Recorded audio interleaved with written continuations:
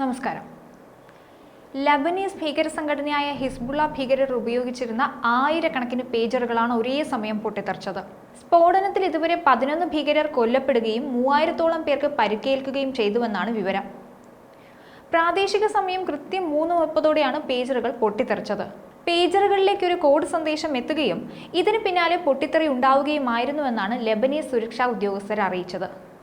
Taiwan കമ്പനിയായ gold അപ്പോളോയിൽ നിന്ന് 5000 പേജറുകളായിരുന്നു Hezbollah വാങ്ങിയത്. പേജർ സ്ഫോടന പരമ്പര മുമ്പ് കേട്ടുകേൾവിയില്ലാത്തൊരു ആക്രമണ രീതിയാണ്. ഹിസ്ബുള്ള ഭീകരർ ആക്രമണത്തിൽ നടുങ്ങിയിട്ടുണ്ട്. തങ്ങൾ സുരക്ഷിതമെന്ന് കരുതിയ പേജറാണ് പൊട്ടിത്തെറിച്ചിരിക്കുന്നത്. ഹിസ്ബുള്ള ഉൾപ്പെടെയുള്ള പല ഭീകര ഗ്രൂപ്പുകളും മൊബൈൽ ഫോൺ ഉപയോഗിക്കാറില്ല.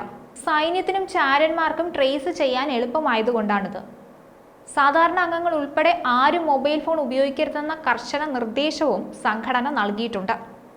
അതിപ്പോഴും പാലിക്കപ്പെടുന്നുണ്ട്. ഇസ്രായേൽ ചാരസംഘടനയായ മൊസാദാണ് ഇതിന് പിന്നിലെന്നാണ് ഹിസ്ബുള്ളയുടെ പ്രധാന ആരോപണം. സെൽഫോണുകൾ ഇസ്രായേൽ ട്രാക്ക് ചെയ്യുമെന്ന ഹിസ്ബുള്ള തലവൻ ഹസൻ നസ്രുള്ളയുടെ മുന്നറിയിപ്പിനെ തുടർന്നാണ് ഭീകരർ കൂട്ടത്തോടെ പേജറിലേക്ക് മാറിയത്. ഹിസ്ബുള്ളയ്ക്ക് വേണ്ടി ആയുധങ്ങളും വെടിക്കോപ്പുകളും സിറിയയും ഇറാഖും വഴി എത്തിക്കുന്നത് ഇറാനാണ്. പേജറുകൾ എത്തിച്ചതും ഇറാനാണെന്നാണ് നിഗമനം. അങ്ങനെയെങ്കിൽ ഈ പേജറുകളിൽ തിരിമറി നടന്നിരിക്കാം. പേജർ സ്ഫോടനം നടത്താൻ പല വഴികളുണ്ടെന്നാണ് വിദഗ്ധർ വിലയിരുത്തുന്നത്. സൈബർ ആക്രമണത്തിലൂടെ പേജറുകളുടെ ബാറ്ററികൾ അമിതമായി ചൂടാക്കി പൊട്ടിത്തെറിപ്പിക്കാമെന്നാണ് കൂടുതൽ പേരും വിരൽ ചൂണ്ടിക്കാണിക്കുന്നത്. നിർമ്മാണത്തിനിടയിലെ നുഴഞ്ഞുകയറ്റമാണ് മറ്റൊന്ന്. സ്ഫോടനം നടത്തിയവർ പേജർ നിർമ്മിക്കുന്ന കമ്പനികളുമായി ചില രഹസ്യ ധാരണകൾ ഉണ്ടാക്കുന്നുവെന്ന്. അതായത് പണം നൽകിയോ ഭീഷണിപ്പെടുത്തിയോ അല്ലെങ്കിൽ മറ്റേതെങ്കിലും രീതിയിലോ സ്വാധീനിച്ചോ ഒക്കെ വിദൂര നിയന്ത്രണ റേഡിയോ സിഗ്നലുകളുടെ സഹായത്തോടെ ഇവയെ പൊട്ടിത്തെറിപ്പിച്ചതായിരിക്കാം. ബാറ്ററിക്കുള്ളിലാണ് ഇത്തരം സ്ഫോടക വസ്തുക്കൾ ഒളിപ്പിക്കാൻ കൂടുതൽ സാധ്യത. സ്ഫോടക വസ്തുക്കൾ ഒളിപ്പിച്ച ഒരു ബാറ്ററിയിലെ പകുതി സ്ഫോടകാത്മകവും മറുപകുതി യഥാർത്ഥ ബാറ്ററിയുമായിരിക്കും. നിർമ്മാതാക്കൾക്കല്ലാതെ മറ്റാർക്കും ഇത് കണ്ടുപിടിക്കാനും കഴിയില്ല. ഈ ആക്രമണത്തിലും ഇതുപോലുള്ള ഇടപെടൽ ഉണ്ടായിട്ടുണ്ടാവുമെന്നാണ് കരുതുന്നത്. ഇന്നത്തെ മൊബൈൽ ഫോണുകളുടെ ആദിമ രൂപമായിട്ടാണ് പേജറുകളെ കണക്കാക്കുന്നത്. കൈവെള്ളയിൽ ഒളിപ്പിച്ച് കൊണ്ടു നടക്കാവുന്ന അത്രയും ചെറുതാണിത്. ചെറിയ മെസ്സേജുകളും അലർട്ടുകളും സ്വീകരിക്കാനും അയക്കാനുമാണ് ഇത് ഉപയോഗിക്കുന്നത്. മൊബൈൽ ഫോൺ സിഗ്നൽ ലഭ്യമല്ലാത്ത ഇടങ്ങളിൽ പോലും പേജർ ഉപയോഗിച്ച് ആശയവിനിമയം സാധ്യമാകും.